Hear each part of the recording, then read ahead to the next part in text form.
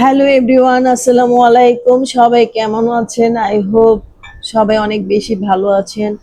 নতুন ব্লগে সবাইকে স্বাগত জানাচ্ছি। আমি জাকিয়া রূপা, আমার চ্যানেল জাকিয়া রূপা ব্লগ থেকে। তো অনেক দিন ধরেই হচ্ছে ব্লগ দেই না, 4-5 দিন হবে ব্লগ দিচ্ছি না। আর এর আগেও যে খুব ভালো করে যে ব্লগ তৈরি করে দিয়েছে সেটাও না। আপনারা হয়তোবা আমাকে মিস করেছেন কিনা আমি জানি না। তো আসলে কি, এখন ভিডিও করতে ইচ্ছেই করে না। সত্যি কথা বলতে আমার যে কিরকম দিনগুলো যাচ্ছে সেটা কিভাবে বলি।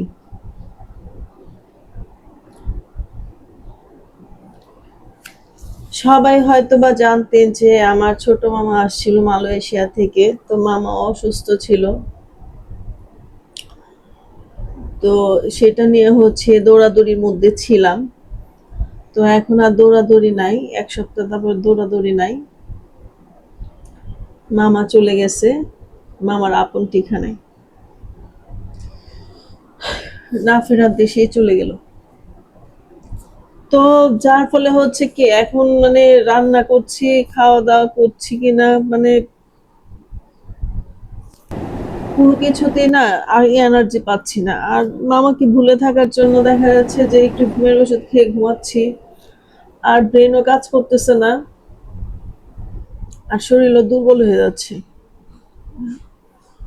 তো যার হারায় তার ব্যথা শুধু, মানে ব্যথা শুধু সেই বুঝে। আসলে তো কেউ কারোর ব্যথা তো নিয়ে যেতে পারে না। আজকে প্রিপারেশন নিয়ে আসছিলাম যে এগুলো বলবো না, যে ব্লগটা একবার বলি যে ব্লগিং ছেড়ে দেই। আমার একটা মায়া লাগে যে কিভাবে ছাড়ি।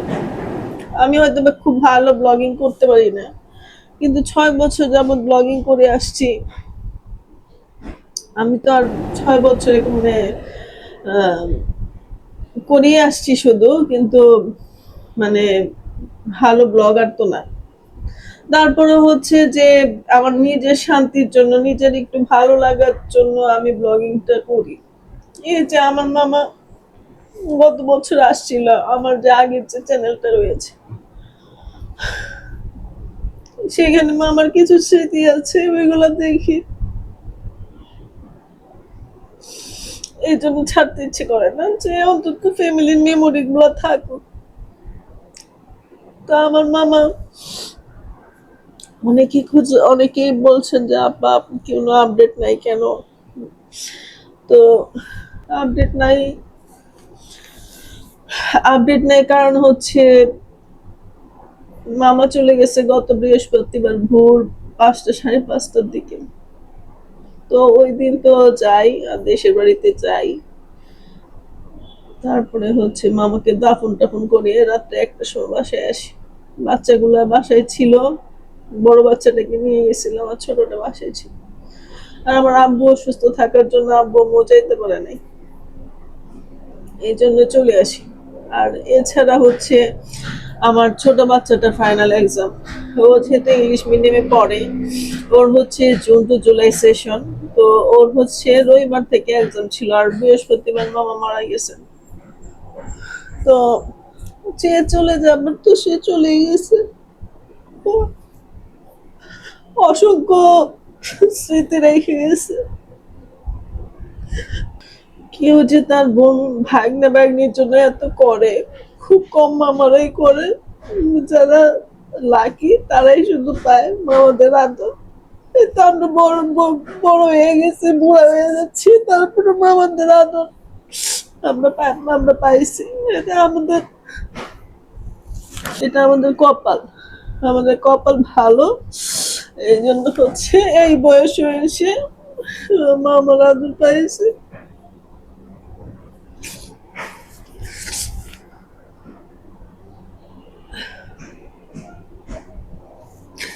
তো এখন আসলে তার জন্য দোয়া করা ছাড়া আর কিছু করার নাই। আল্লাহ তাকে জান্নাতুল ফেরদৌস দান করুন। কষ্ট লাগিয়েছে, এত আদরের বাচ্চাগুলা মামার, সেই আদরের বাচ্চাগুলোকে যেন অবহেলায় মানুষ না হয়। আমার মামা যে লাক্সারি লাইফ লিড করছে, বাচ্চাগুলোকে একটু লাক্সারি লাইফ দিছে, তো আল্লাহ যেন তাদের ওইভাবেই রাখে। বাবা হারানোর যে কি কষ্ট, ছোট বাচ্চাগুলো বুঝতে পারতেছে। ওরা ওরা আমার নানার বাড়িতে আছে, আর ওর বাবাকে দেখার জন্য, বাবার কবর দেখার জন্য কান্নাকাটি করে। যখন শেষবার দেখায় তখন ওরা তো মুখটা ফিরাই নিছে, আমার বাবাকে আর দেখবে না। পারিবারিক গোরস্থানে কবর দেওয়া হয়, তো বাচ্চাগুলা কবর দেওয়ার পরে একটু পরে যায় বাচ্চাগুলা নিজে থেকে একা একা যে ফুল দিয়ে আসছে। তো এখন বাচ্চাগুলা কান্না করে যে বাবার কবরের কাছে যাবে, ওইখানে যে মাটিটা হাতায়, ওইটাই ওদের শান্তি। এত অল্প বয়সে ওরা বাবা হারা হয়েছে।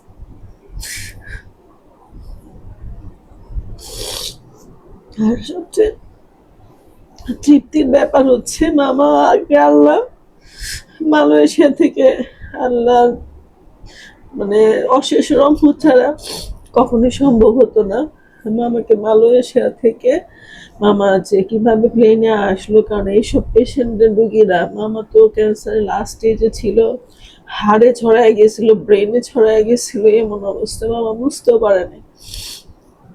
তো মামা যখন আসে, এয়ারপোর্ট ক্রস করে, তখনও আল্লাহ রহমতে মামা সুস্থই ছিল, কিন্তু প্লেনে ওঠার পরে মামা অসুস্থ হয়ে যায়। তারপরে যে কিভাবে বাসে আসে, তার লাগেজ হ্যান্ডব্যাগ সব ফেলে, কোথায় পৌঁছে বলতে পারে না, সব ফেলে সে বাসায় চলে আসে। এরপর দিন তো হসপিটালে ভর্তি করানো হয়। তো মামার আল্লাহ শহীদ মৃত্যু দিয়েছে মামাকে। মামাকে এত সুন্দর লাগছে মারা যাওয়ার পর, একদম নুরানি চেহারা, এত সুন্দর লাশ কোনোদিন দুই একজন মানুষ ছাড়া দেখি নেই। আল্লাহ আমাদের বেহেস নসিব করুক। আর খুব সুন্দর আমার মৃত্যু হয়েছে। যেদিন মারা যাবে সেদিন আগের দিন মামাকে এত আদর করে বিদায় নিয়ে আসলাম যে মামা হয়তো আর জীবনে কোনোদিন আপনার সাথে দেখা হবে না, যেখানে থাকেন ভালো থাকেন, যেখানে দেখেন মানে আল্লাহ তো আপনাকে নিয়ে যাবে, আপনি কিন্তু না আল্লাহ সর্বোচ্চ জায়গাটাতে। ওইসব বললাম আমাকে, মামাকে দোয়া দূরত পড়াইয়া দিয়া, তখন ওই দিন কথা বলতে পারে নাই। ওই দিন একদম মৃত্যুর যে মানে মানুষ মারা গেলে গলায় একটা শব্দ হয়, ওই শব্দটা তো ওই দিন হচ্ছিল, ওই শব্দটা তখন হচ্ছিল। তখন আমরা বুঝতে পারছি যে মামা আর বেশিক্ষণ স্টে করবে না।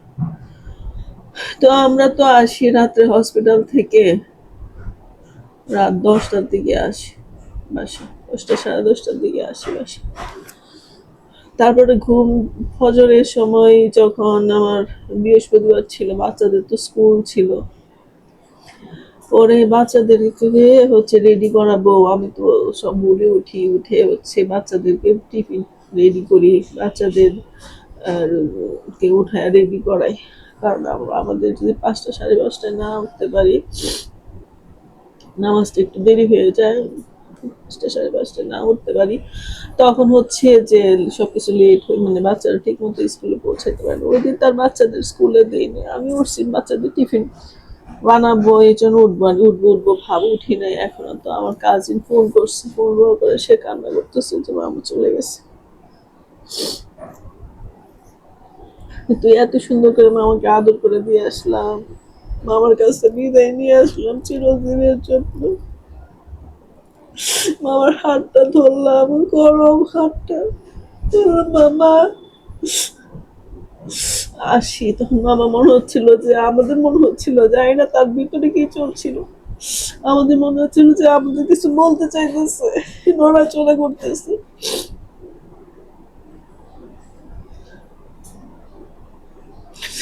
আর এরপর থেকে যে বাসায় আসছি, কি খাচ্ছি, রান্না করতেছি, স্বামী সংসার আছে, মেয়েরা তো মনে করেন যে সুখ পালন করার মতো অবস্থায় মেয়েরা নাই।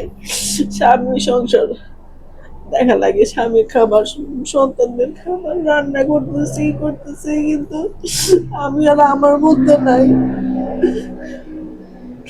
এই জন্য আমি ব্লগ করবো। আপনারা একবার বলেছে থাক ছেড়ে দেই, আবার বলেছে এই যে ব্লগটা করে রাখছিলাম এখন তো একটু বাবারে দেখতে পারতেছি।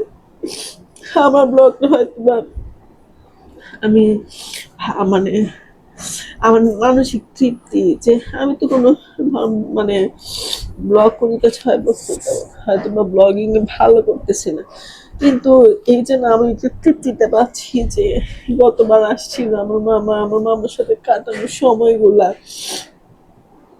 হ্যাঁ, এখন মনে হচ্ছিল আরো কেন করলাম না ভিডিও। এখন তাই মনে হচ্ছে ব্লগিংটা করে এই মার মনের এই খোরাকের জন্য যে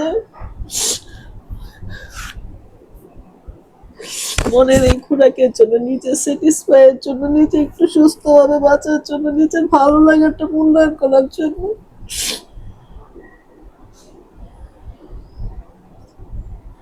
হয়তো কয়েকদিন হচ্ছে কোন কাজ করতে ইচ্ছে করে না, কোনো রকম রান্না বান্না করছি, বাচ্চাটা একটু ভাত মা খাই দিয়েছি, বাচ্চাটা আমার লক্ষ্মী ছেলের মতো নিজে নিজে খাচ্ছে, গোসল করছে। আমার ছেলেটা 2 দিন যাবো শুধু আমার মামার জামা পরে আছে, নানাটা ওই খুলতেই চায় না ওই জামা। তারপরে কালকে বলতেছে কি মা ও তো মারা গেছে বুঝতেছে, তারপরে ওর কাছে মনে হচ্ছে যে সে আছে, মা আমার হার্টটা দিলে কি নানা ভাই ভালো হয়ে যাবে। আমার ছেলেটা এই কথা বলতেছে, আমি বলছি বাবা তোমার হার্ট যদি দিয়ে দাও তাহলে আমি বাঁচবো কি করে। তো আজকে আমি কি রান্না বান্না দেখাবো বা কি করবো, আমরা আসলে কোনো প্রিপারেশন নেই, বাসা এলোমেলো অবস্থায় রয়েছে, আমি কিচ্ছু গোছানো বা কোনো কাজই কোনো রকম রান্নাটা করি, কোনো রকম বাচ্চার পরীক্ষা চলতেছে বাচ্চাটাকে একটু পড়াই, তাও মাঝে মাঝে ধৈর্য থাকে না, কিন্তু ধৈর্য নিয়ে হচ্ছে বাচ্চাটাকে পড়াচ্ছি। কিন্তু এই তো মানুষ মরণশীল, যেতে হবে আজকে বা কালকে সবাইকে যেতে হবে, হয়তো এই যে আস্তে আস্তে সুখ চলে যাবে, আমাদের সুখ তো চলেই যাবে, বাচ্চাগুলোর জন্য ভালো মানুষের মতো মানুষ হয়, আমার মামার স্বপ্ন পূরণ করে। আমার মামার স্বপ্ন ছিল তার ছোট মেয়েটা ডাক্তার বানাবে, খুব ব্রিলিয়েন্ট, বড়টাও ব্রিলিয়েন্ট, কিন্তু ছোটটা চাইছিল আল্লাহ যেন তার এই নেক বাসনা পূর্ণ করে। আমি তো কি বলবো, বললে আসলে অস্ত্র ধরে রাখতে পারি না আমি, আমার জন্য আপনাদের মন খারাপ হয়ে যাবে। তো আজকের মতোই আমি এখানে বিদায় নিচ্ছি, আস্তে আস্তে হচ্ছে শুরু হবে আবার আগামী আগের মতো করে স্বাভাবিক জীবনযাত্রা। তো সবাই ভালো থাকবেন, দোয়া করবেন আমাদের জন্য। একটার পর একটা দুঃসংবাদ তো যাচ্ছে, প্রথম তো হলো প্রথম যেদিন মামাকে ভর্তি করাই সেদিন হচ্ছে আমার এক স্যার মারা যায়, তারপরে একদিন হচ্ছে আমার এই নিচতলা 3 তলার একটা ভাবি মারা যান, ভাবিও সুস্থই ছিল, হঠাৎ করেই মারা যান। তারপরে মামা চলে গেছে, আজকে আমার খালাতো ভাইয়ের হচ্ছে যে আমার খালাতো ভাবি তার হচ্ছে ভাই মারা গেছে। তো আশেপাশে দিয়ে সব দিক দিয়ে শুধু মানে দুঃসংবাদের ছড়াছড়ি। তো এই এখন আসলে আল্লাহর কাছ থেকে মাপ নেওয়া ছাড়া বা আল্লাহর সান্নিধ্য ছাড়া আসলে কিছু করার নেই। তো দোয়া করবেন আমার জন্য, আমার ফ্যামিলির জন্য, যেন আমরা এই সুখ থেকে উঠতে পারি আর কি। আর আমার 3টা মামা ছিল, 3টা মামা অল্প বয়সে মারা গেল। আগে তো ছিল নানার বাড়ি, নানার বাড়ি চলে গেছে, তারপরে বলতাম মামার বাড়ি, এখন আমার একটা মামাও নাই, এখন আমার মামার বাড়িও নাই। এগুলো মনে হইলে মানে কি বাড়ি ছিল, কেমন ছিলাম আমরা, এমন কেমন হয়ে যাচ্ছে সব।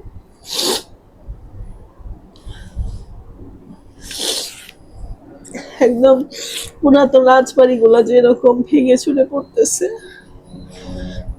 এরকম। তাও তো একটা মামা ছিল, তারে তারে ই করে মানে বলে না যে তাকে আঁকড়ায় সবাই বাঁচছে। 3 ভাই এখন একসাথে। মা বা আমাদের যে পারিবারিক গুরুস্থানে নানা নানি তার 3 ছেলে, 3 ছেলেকে নিয়েই ঘুমাইতেছে।